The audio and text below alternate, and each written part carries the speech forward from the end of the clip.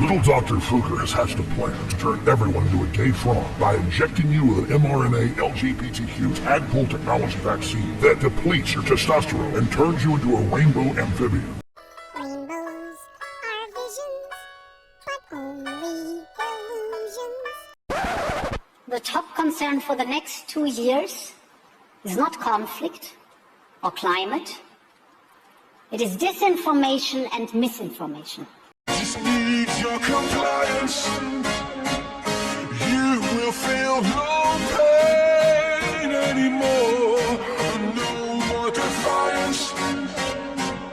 We just need your compliance. Just give us your compliance. We won't let you feel lost anymore. No more self-reliance. Into line, you will do as you're told. No choice, fatigue, your blood is running cold. We lose control, the world will fall apart. Love of your life will mend your broken heart. Life lived in fear, you need protection. You're all alone, too much rejection. We have what you need, just reach out and touch. We can save you. I guess, when being confronted with this information, but ultimately, I think part of the reason things have gotten to the point they are now is that for so long, so many people didn't want to have to confront that disconnect between the reality we're told and what reality, actually is.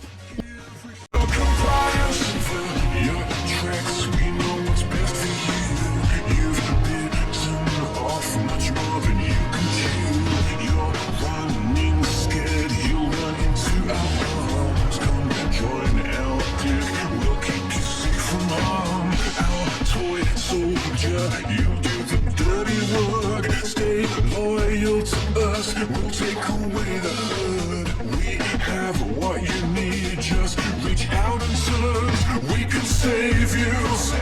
There's a lot of people, psychologists specifically, that work for the public relations industry or propaganda arms of governments, for example, or intelligence agencies that have studied very closely how to manipulate human behavior with technology.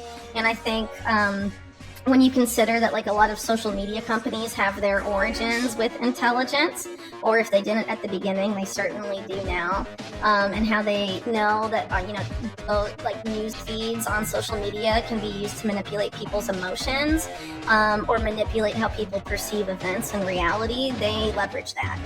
And to think they don't leverage that, I think would be really naive. Just need your compliance. You will feel no to study how to manipulate people's emotions to make them feel more negatively, intentionally make them more depressed. compliance. We just need your compliance. You will feel no pain anymore. No more defiance.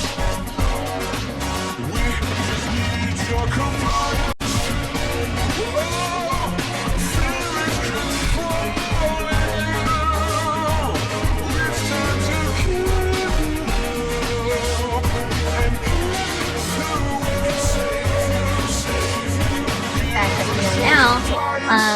And we've known for some time, quite frankly, that a lot of these companies, for example, selectively censor things. They're trying to cultivate the public's perception of events and reality and all sorts of different things. And so social media is a big tool for that. And then also, the whole dopamine stuff with attention span impacts that social media and stuff like TikTok and all of that is having on people. It's not really talked about enough, and for those of us that lived a decent part of our lives without that stuff, it affects us differently than little kids that are exposed to that from extremely young ages. And how does that affect the brain? How does it affect socialization when all of that is still developing? I think a lot of that has had mostly negative impacts, and a lot of it doesn't get talked about. It gets normalized. And there's a whole, I mean, we could do probably a whole podcast just discussing like all the different impacts that has on people and the type of impact it's had on different generations. As we delve further into Whitney Webb's insights, we uncover the deep entanglement between big tech and the national security state. This convergence isn't just about data privacy or market dominance. It's about shaping the narrative and controlling societal perceptions. We're already witnessing the repercussions of this entanglement. The development of AI and its potential misuse is a looming concern. Experts forecast a future where AI's irresponsible deployment could blur the lines between accidents and criminal incidents, making accountability a complex challenge. This echoes Whitney's concerns about the fusion of technology and power structures and its potential to distort reality. In the crypto and blockchain community, we understand the importance of countering these trends. By advocating for and supporting decentralized platforms, we not only challenge the monopoly of big tech, but also promote a digital ecosystem that values transparency and equity. This is not just a technological stance, it's a commitment to a more democratic and open future. Another big problem, though, that does come up a lot in my work is the role of like how that data produced by all of this is harvested by intelligence agencies and then fed into AI, tied up with like this blob of Silicon Valley national security stuff, because they really are fused. I mean, they're the private contractors for the intelligence agencies, and there's a lot of overlap at this point between them, but there's a lot of efforts to like use AI predictively to see like who's going to do what, or will this person commit a crime, will this person do that before, like this whole pre-crime paradigm and all of this other stuff. And we're seeing this trouble push to sort of define alleged misinformation online, like treating that as like cyber terrorism or a cyber crime. That speech, online speech, is becoming criminalized. It's not just like censoring, it's like moving into that other sphere. So there's a lot of problems there. And so like a lot of the people that own this technology that's having these other like psychosocial impacts, negative impacts on humanity, are also controlled by a very centralized group that has like very specific agendas. In my opinion, they're essentially in control of the U.S. government, and they're like I see them as pretty much overtly fascist at this point. A lot of the Silicon Valley billionaires very interested in having like very tight control.